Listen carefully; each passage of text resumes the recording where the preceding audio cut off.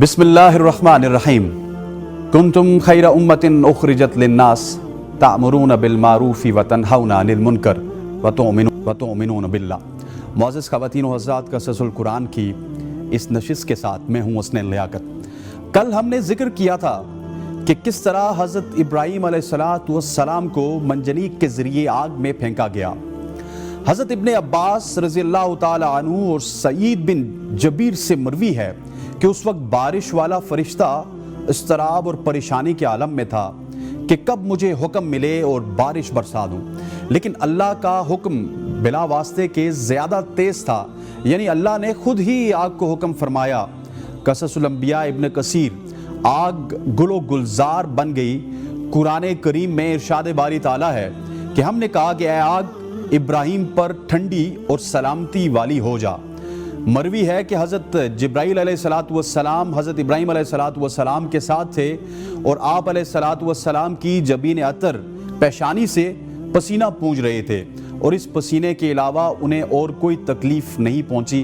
حضرت ابو ہریرہ رضی اللہ تعالی عنہ سے مروی ہے کہ حضرت ابراہیم علیہ السلام کے والد کے کہے ہوئے کلمات میں سب سے اچھے کلمات وہ ہیں جو اس نے اپنے بیٹے کو آگ کے اندر دیکھ کر کہے تھے، اے ابراہیم تیرا پروردگار بہترین پروردگار ہے۔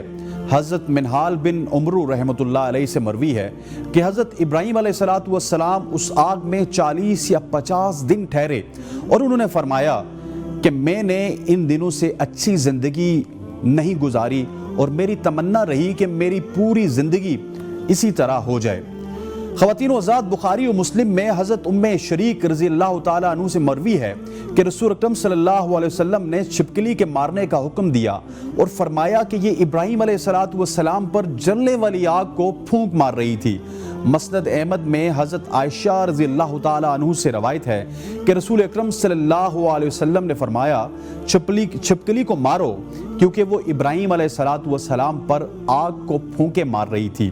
راوی کہتے ہیں کہ پھر سیدہ عائشہ رضی اللہ عنہا نے ان کو مارتی بھی تھی اور تاکید بھی کرتی تھی۔ تاریخی کتب میں ہے کہ جب حضرت ابراہیم علیہ السلام آگ سے صحیح سلامت واپس آئے تو نمرود اور اس کے لوگ بڑے حیران بھی ہوئے اور پریشان بھی ہوئے۔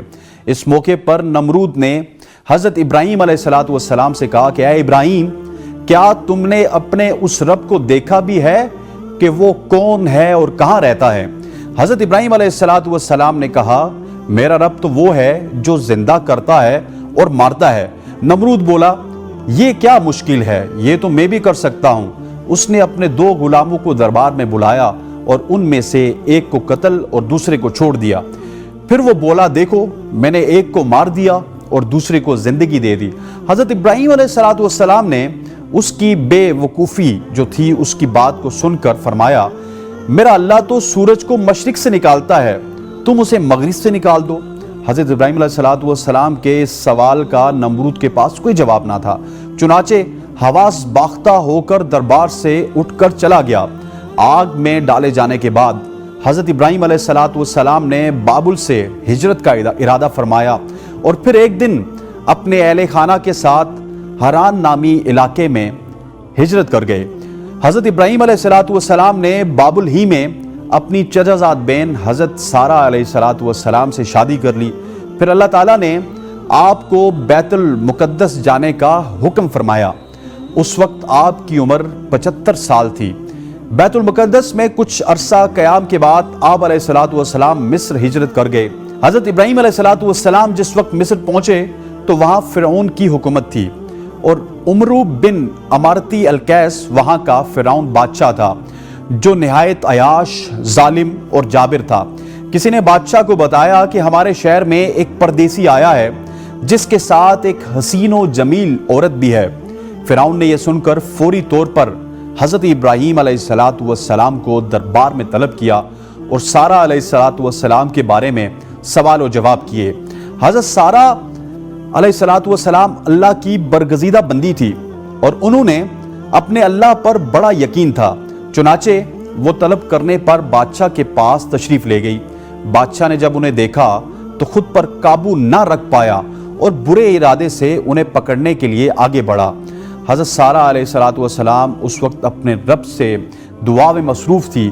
جیسے ہی فرعون آگے بڑھا اس کے قدم زمین میں دس گئے۔ بادشاہ بدحواس ہو گیا اور جلدی سے بولا تم میرے لیے اپنے اللہ سے دعا کرو، میں تمہیں کوئی تکلیف نہیں پہنچاؤں گا۔ حضرت سارہ علیہ السلام نے دعا فرمائی کہ اللہ اگر یہ مر گیا تو کہا جائے گا کہ میں نے اسے قتل کیا، اے اللہ تو اسے آزاد کر دے۔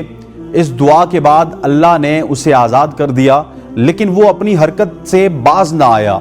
دوبارہ آگے بڑھا تو مزید اندر گھس گیا۔ اس نے پھر دعا کے لیے کہا، حضرت سارہ نے دعا کی اور وہ پھر آزاد ہو گیا۔ راوی کہتے ہیں کہ تیسری یا چوتھی بار میں وہ پکار اٹھا اور اپنے درباریوں سے کہا کہ تم میرے پاس کسی انسان کو نہیں لائے ہو۔ پھر اس نے حضرت سارہ علیہ السلام کو عزت و احترام سے رخصت کیا، بلکہ خادمہ حضرت ہاجرہ علیہ السلام بھی ان کی خدمت میں پیش کی۔ کئی محققین کے مطابق حضرت ہاجرہ بادشاہ کی لونڈی نہیں بلکہ بیٹی تھی۔ خواتین و حضرات، آج کے قصص الانبیاء سے اتنا ہی، انشاءاللہ کل حاضر ہوں گے، تب تک کے لیے اللہ حافظ۔